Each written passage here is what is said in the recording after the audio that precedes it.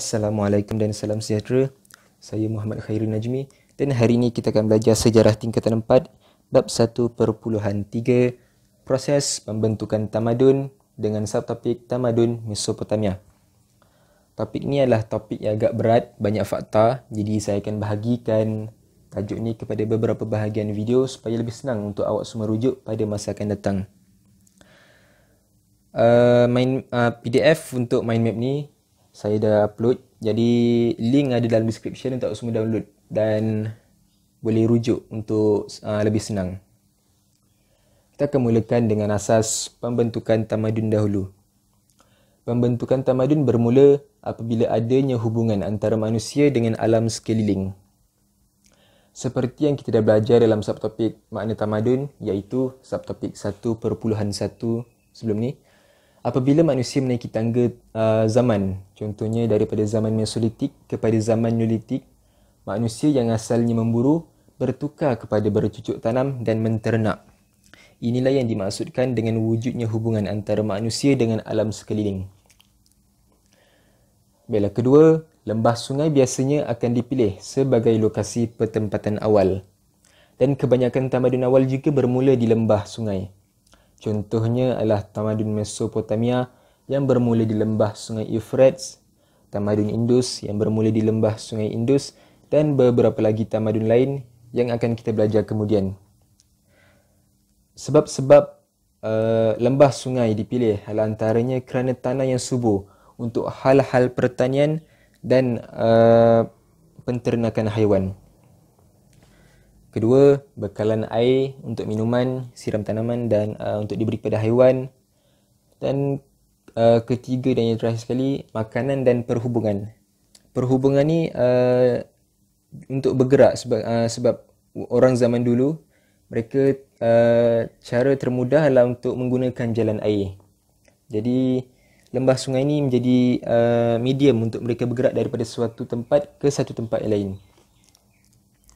Okey, sekarang kita akan masuk kepada pembentukan tamadun Mesopotamia.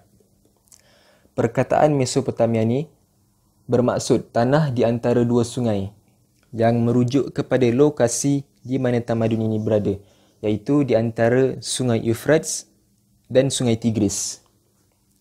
Tamadun Mesopotamia ni dia berkembang pesat menjadi pusat tamadun pada sekitar tahun 3500 sebelum Masihi. Dengan kerajaan pertamanya ataupun yang terawal sekali adalah kerajaan Sumeria. Dan kerajaan terakhir dalam tamadun Mesopotamia adalah kerajaan Chaldea yang berakhir pada tahun 539 sebelum Masihi. Alright, sekarang kita akan masuk pada proses pembentukan tamadun Mesopotamia ni. Pembentukan tamadun Mesopotamia boleh dibahagikan kepada dua bahagian, iaitu bahagian utara dan bahagian selatan Baghdad.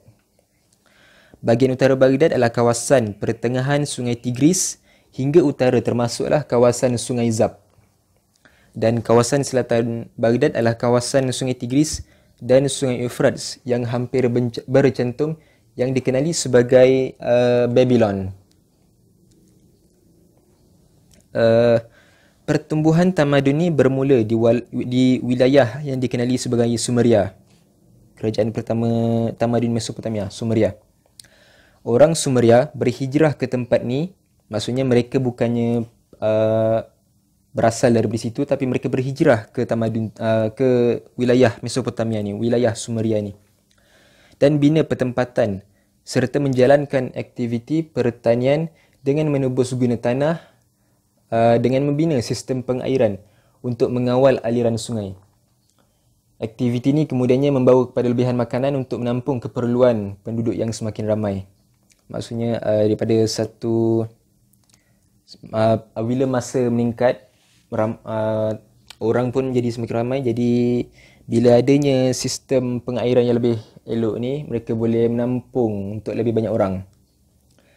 Dan tamadun yang bermula sebagai perkampungan ni kemudian berkembang membesar jadi bandar dan kemudian menjadi negara-negara kota.